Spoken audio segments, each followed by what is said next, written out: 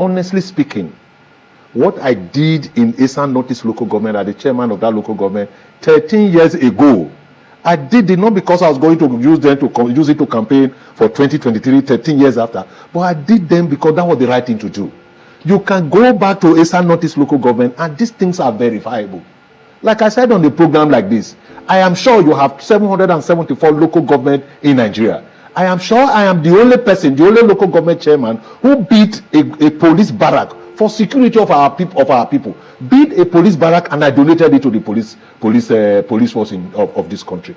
You have, like I said, you have 774. You have that. On infrastructure, road-wise, 2 years and 10 months after our administration, I could count on my fingertip 1, 2, 3, 4, 5, 6, 7, 8 roads asphalted with drains on both sides. Far from that, when it comes to electricity, you could count over 15 transformers bought by the council and installed for our people to use.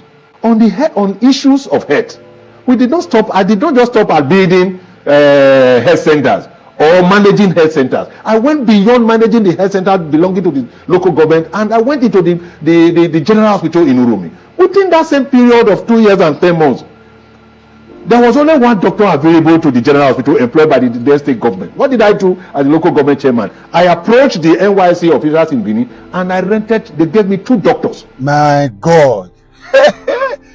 Not be waiting some governors say they campaign after 8 years. Waiting.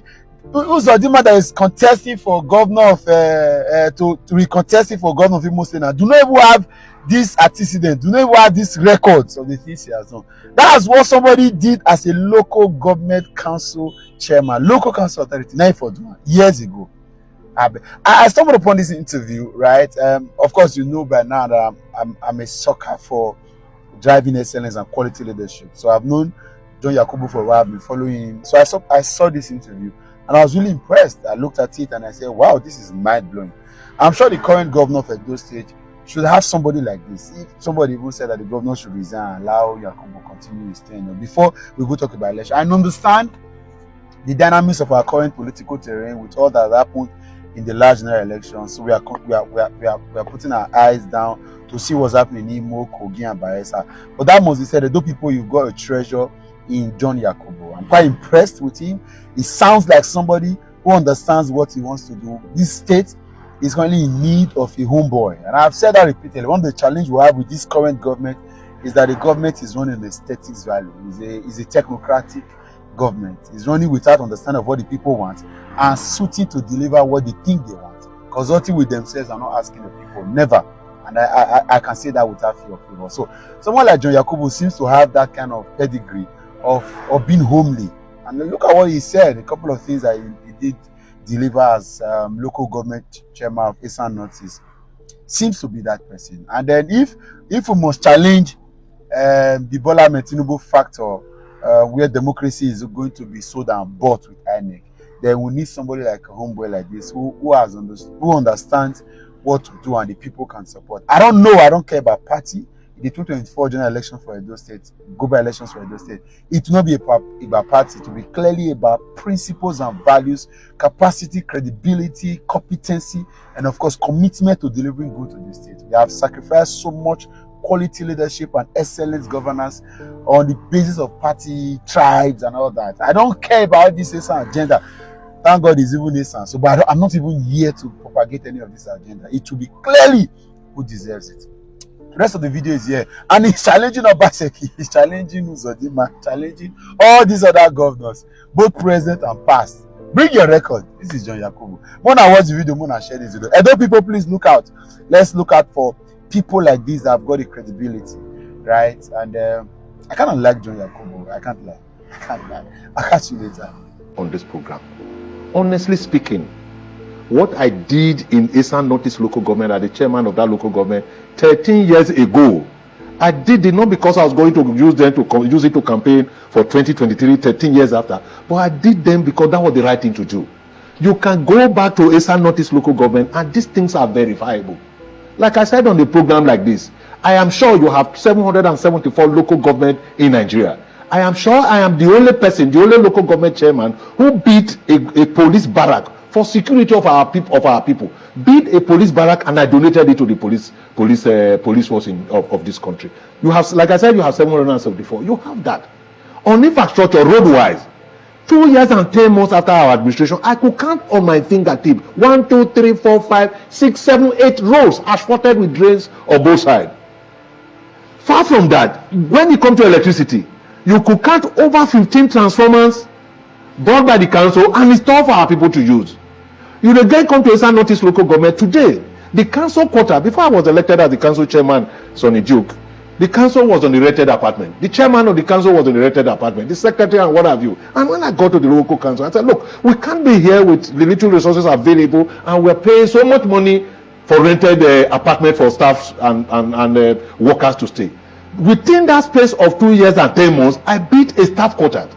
Not just a staff quarter for members of the local government alone. The police, the DPO of Eastern Northeast local government was also expected to enjoy a quota from that staff quota. Because most of the times when you transfer a DPO from Benin to Eastern Northeast local government, the first thing we'll keep doing is either stay in the hotel or begin to look for a place to stay. But because we have beat that, all you needed to do, I really don't know whether they still allow them to use it now, but as at the time I was local government chairman, once you are transferred as the DPO to the local government, you have an apartment waiting for you.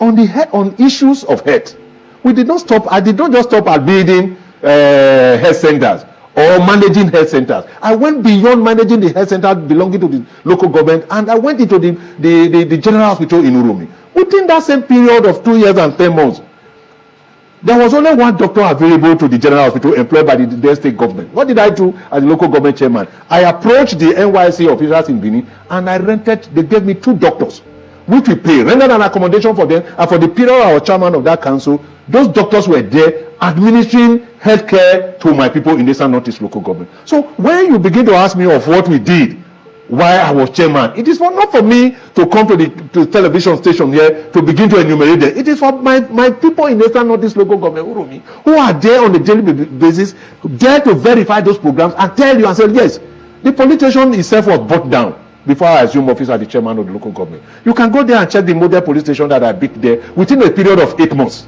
because that was the first project outside the police barrack that we built.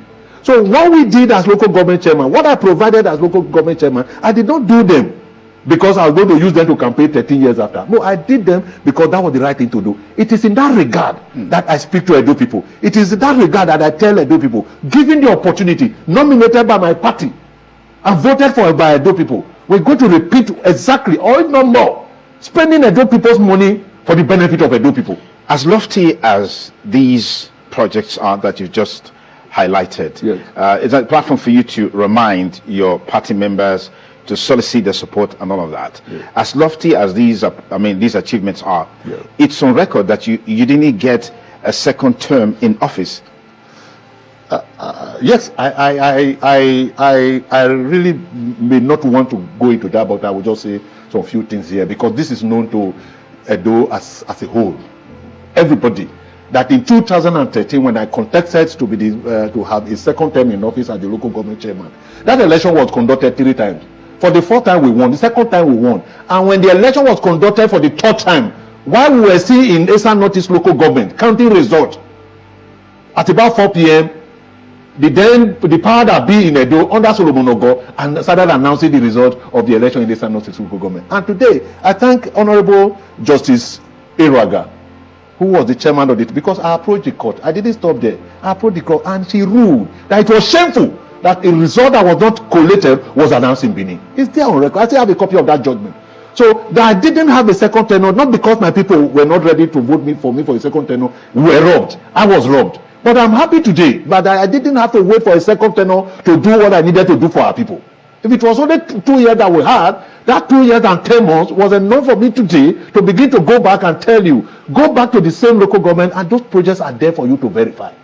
If after 13 years, not a single road has been added to the level that I tried and asphalted and with drains, if for 13 years all the chairmen we've had added just one, I'm sure by today we'll have 13 asphalted roads in Eastern Northeast local government. Because whatever you have, money available to whether state or local government, it is meant for you to develop the local government and not for your personal aggrandizement. Okay.